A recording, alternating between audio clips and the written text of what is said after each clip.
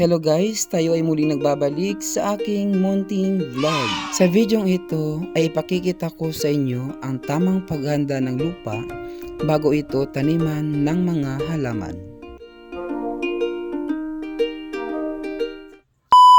Bago tayo magpatuloy, hayaan nyo manang i-shoutout ko ang aking mga kasamahan sa aking likuran na sina Ma'am Jo, Ma'am Lainey, Ma'am Sharon at saka si Sir Gio. Kung kaya, huwag natin patagalin pa, let's watch this. And please don't forget to like and subscribe for more videos. Ang inyong nakikita ay ang mga paghahanda ng mga organikong pataba na gagamitin sa mga halaman.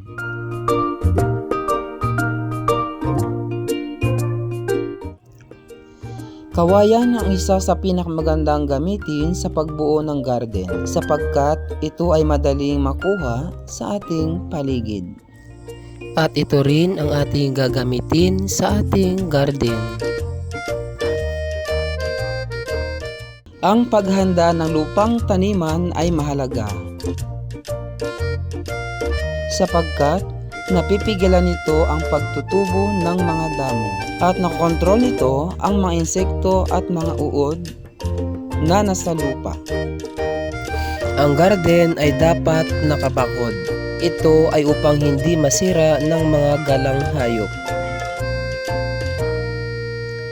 Nakakatulong din ito para sa erosyon ng lupa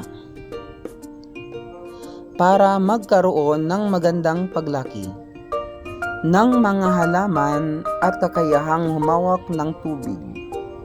Siguraduhin mayroong sapat na sikat ng araw ang ating pagtataniman. Ang pagbubungkal ay ang unang hakbang sa lupang pagtataniman. Gumawa ng layout sa lupang gagamitin sa pagtataniman ng halaman.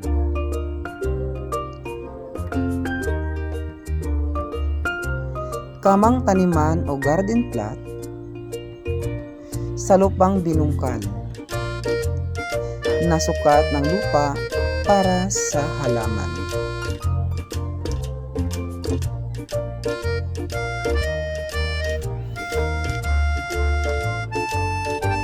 Isaalang-alang din ang espasyo sa pagitan ng tanim. 1 metro ang tamang lapad ng tamang taniman ng bawat garden plot at depende kung gaano ito kahaba. Ang pagtataniman ng halaman. Upang maging pantay ang inyong garden plot, gumamit ng kawayang panukat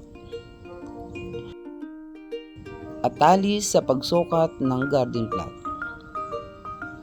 Linisin ang lupang taniman. Linisin ang mga nakasagabal sa pagtubo ng mga pananim tulad ng kahoy at iba pa.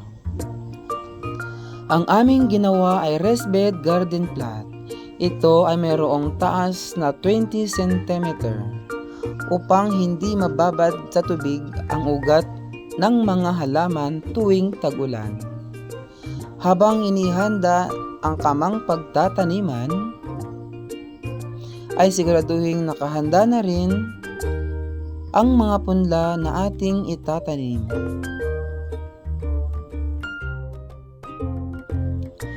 Ang paghahanda ng organikong pataba.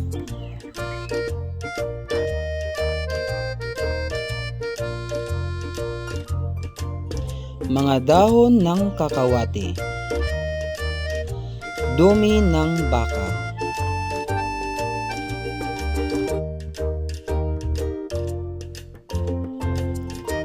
Kinakailangang tanggalin sa tangkay ang mga dahon ng kakawati.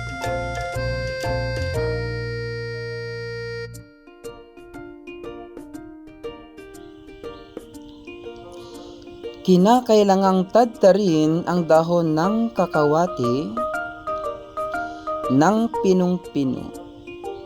At ganun din ang dumi ng baka.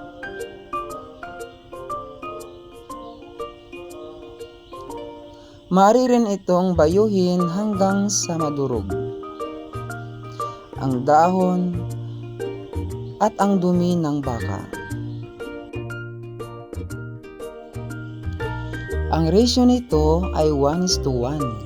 O isang balding dinurog na dumi ng baka at isang balde naman na dinurog ng dahon ng kakawati. Ang ating raised bed garden plot kailangan ay malinis.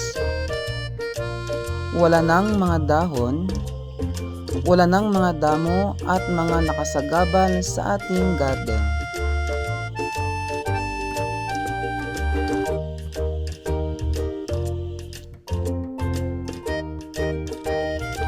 Kailangan nating hukayan ang ating raised bed garden plot upang ilagay ang pataba. Una mong ilagay ang dinurog na dumi ng baka sa bawat hukay.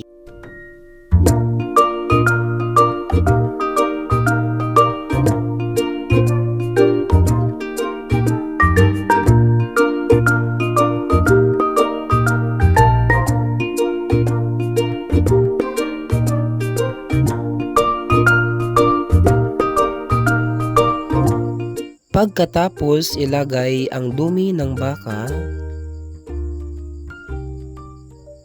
ay ilalagay na rin natin ang dinurog na dahon ng kakawati.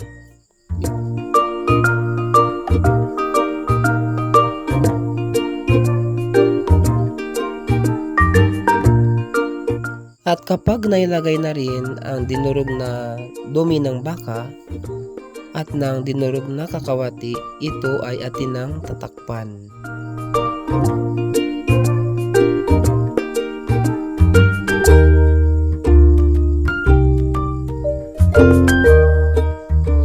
Kapag ang lahat ay nalagyan na ng pataba, ito ay lalagyan na natin ng tubig upang basahin ang mga area na ating pinaglagyan ng pataba.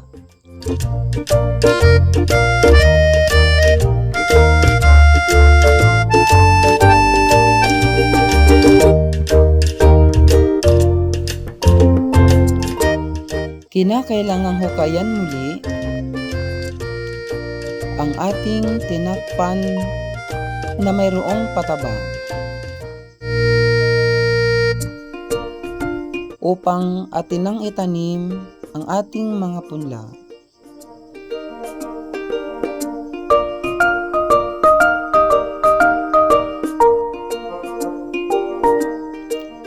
Sa bawat butas ay maaari kang magtanim ng 2 punla.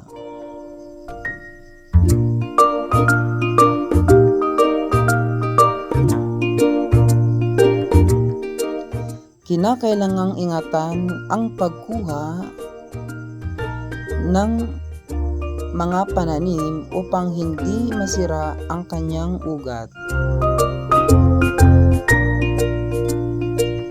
Ayun guys, ito na yung ating raised bed garden plot. At ito ang ating hanging garden, yung mga halaman na nakatanim dyan sa sako.